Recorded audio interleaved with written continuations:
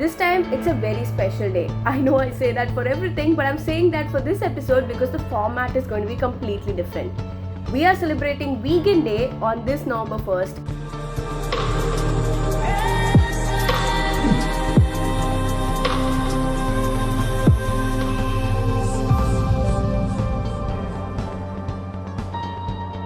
Veganism is not really a concept everybody understands. It's actually very vague no matter how many people follow it around the globe. Just to clear the space here, veganism refers to a practice in which you don't use animal products or use any kind of food that has been made with animal products.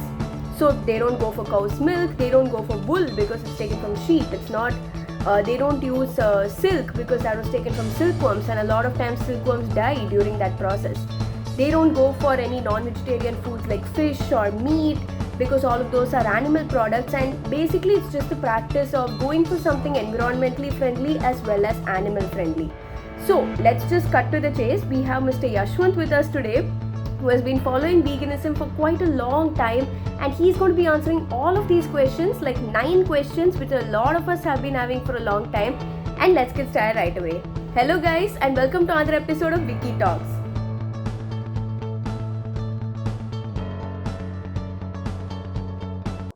Hey Yashwant, welcome to the chat. How are you? Hi Meenakshi, I'm fine. How are you? All good. How's like the rains and all over there? Everything all fine? Yeah, I've been getting frequent power cuts too. It's Oh, I know, same. dangerous. Okay, Yeah. so we'll just jump right in. So this is just going to be kind of a rapid fire round in which I'll be asking you Okay. questions. These are questions that are frequently asked. Like a lot of people don't know the answers to this. So we'll just Nice. clear it off once and for all. Yeah, So sounds good. yeah, so the first question is, what does this word halal mean? Everybody uses it. It's there in every chips packet and everything I buy, but what does it even mean? So I think it's a term predominantly used by Muslims. Right. So it means that the animal that is being killed under doesn't really get hurt much. So Okay. technically, when you kill the animal, you should take care that you don't hurt its spinal cord and stuff Hmm. like that. So it goes into specifics of how you kill, but still Okay. is a non-vegan, Right, the whole right. process. So if you're a vegan, even if you see a halal product, you don't really go for it. Yeah, exactly. Right. And speaking of which, like when you go to a supermarket and you're about to buy milk, do you go for Yeah, almond milk, coconut milk, cow's milk, or goat's milk?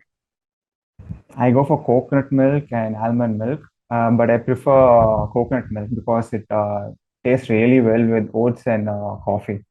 Oh, right. Yeah. So the reason you don't pick cow's milk is because like it's an animal product, or because it might hurt the animal while extracting it? The whole process, right from taking care of the cow Mm-hmm. till you get milk from it, involves a lot of cruelty in the process. Right, right. So I just avoid it altogether. Okay, because I know a friend who actually he wanted to get cow's milk, but he was more like it shouldn't hurt my conscience more than the animal being involved.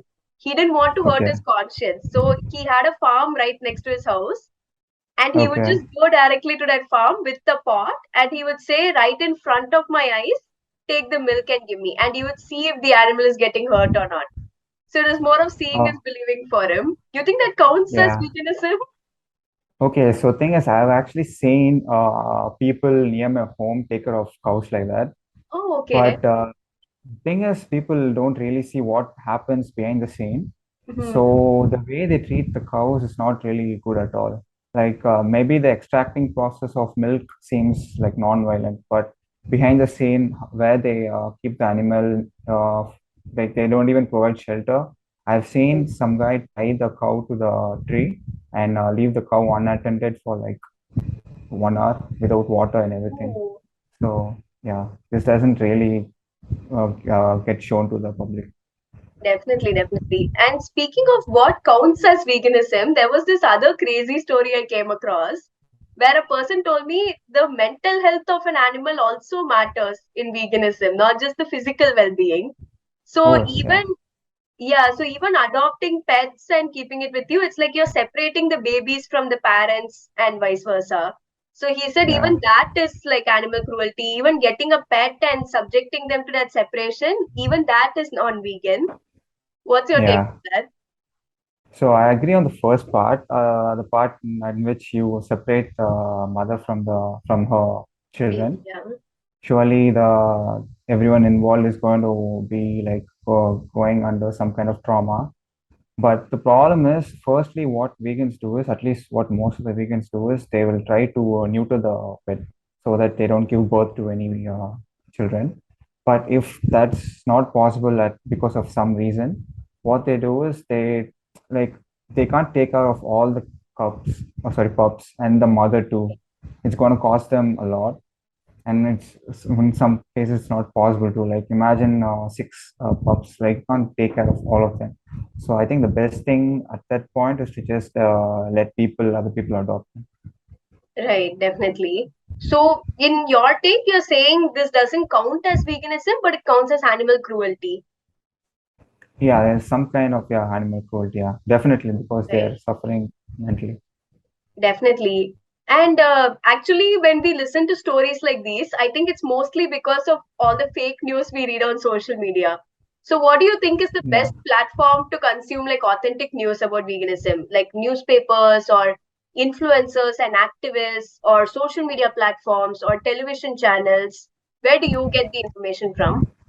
I usually get from a website called Vegan First Daily. Okay. So they update very often, like on a day-to-day basis, about all the updates that you can expect from, at least from a national level. All right. And then, yeah, and then I also follow a few activists. So there's no way I'm going to miss out on any updates. And I don't really watch news or follow newspapers for this, because Right. sometimes I see them like not really not knowing what veganism exactly is. Right. In few They cases, they make, sensationalize it. yeah, sometimes not deliberately, but by mistake, they just do it. Right. Something might not be vegan and they might call it as veganism. But I'm really glad that when it comes to like newspapers, there's been a lot of progress compared to what it was 3 4 years ago. Now we can actually see a lot of vegan related stuff on papers, so I'm Definitely. really glad. Yeah, Definitely. So we are definitely progressing. And like one thing which I personally had a doubt about was sometimes when I see some products or I just come across something, it says cruelty free. No animals were yeah, tested in this, no animals were harmed in this. How far do you think that's believable? Because honestly, I've read so many books and some okay, like yeah, almost all of them just have a sticker on them like Booker Prize winner, nominated for okay, JCB. Like they yeah. might not even, and even if when you go on YouTube, all of them are like nominated for this award winning show and everything. So do you think that cruelty free sticker is also just for the sake of it? Is it believable? We usually believe it. So in the vegan circle, we go by that. So like, but we always check. We do more research even past checking the label. So in one certain case, I actually found a non-vegan ingredient in a cruelty-free product. It was a makeup product, and they didn't know that honey was even non-vegan. Okay, So yeah. So you have to do your own research, even past the checking of labels. right, right. So let's come to you a bit. Like, what kind of initiatives have you taken to spread awareness about veganism? I think I started first by organizing and taking part in Cube of Truths. So you Okay, basically go to some public space and then just stand together with a laptop and placards in your hand. So with information, and people who walk by you like ask you if they're curious about. So that's one way. Other way is obviously I was posting about the stuff on social media. And then I also made a website for this. It's like mainly for vegans, but even non-vegans can use it. So if they can actually, like, it's like a game, mini game, so they can okay, play it. Yeah, they can play it and know the reasons behind veganism. So usually people come up with questions, valid questions, and this game actually like teaches them, okay, this is the reason why veganism is a thing. Right. Yeah, Definitely. And I remember coming to one of your vegan film screenings as well. Like you just invite a lot of yeah, people and you just play a yeah, video. I will never forget that video you showed me because you had compiled so many videos and it was yeah, so disturbing to look at. That's when I realized such yeah, subtle ways in which we are harming animals around us. yeah, It yeah. was really That's right. moving. Yeah, that's how we met. I Yeah, actually forgot to say that movie screenings was one of the ways I did that. definitely. That and I also want to ask you like if you had to buy some clothing materials or anything, which of these materials would you buy? Would you buy leather products, woolen products, silk products, or cotton? I'll buy cotton products. First, one, I don't want a dead animal skin on me. Second, it actually is very comfortable because most of the people anyway go for cotton. So, Right. yeah, Definitely, definitely. so it's an So easy pick. I know because I came across an article which said a lot of silkworms are killed. Like someone said it's Oh, yeah, impossible to extract silk without killing the silkworm. yeah, that's true. So that's really sad to know. And Yeah, I had also seen an article which was just talking about like how veganism is so expensive because there's like even if you eat a piece of fish, it has so much protein, it has so much nutrients. But to compensate for it, you need to supplement with very expensive stuff. And I was even researching before this interview, like there are so many subscription boxes that sell a lot of okay, vegan food and everything. And I think even some okay, vegan coffee and everything has come out. But everything was very yeah, overpriced. It was like how there's branding and everything, like H&M is super expensive. yeah, Just yeah, like that, because they were using like animal free products, they were overpricing it even more. So do you think it's yeah. expensive? What are some inexpensive ways we can move on? So I do really agree that they're expensive, and most of the times I'll just be saddened. Like when I want to order something and I just check, and most of the things are just expensive. So the reason is there's not much demand. So I don't really blame them. They have to make a living. But fortunately for us in India, there are a lot of alternatives. Hmm. So, in my home, my case, what we do is we buy a lot of chickpeas, soya chunks, coconut for milk, coconut milk, peanut milk, and sometimes almond milk. And when it comes to ghee, I don't think you really need ghee because I don't miss ghee in the past 4 5 years. Okay. And but people, I understand, but there's also vegan ghee out there. Mm. So when it comes to protein, you are sorted, so you can just get those things that I just mentioned now. So I don't really see any reason to like go out of your way and buy those expensive products. You can just buy the ones readily available. And so yeah, that's the thing. And as I said, we are fortunate that in India, like I would say, like 99% of the vegetarian products are very close to being vegan. We just need to remove ghee or milk, one of Yeah. these two, and it's vegan. Yeah.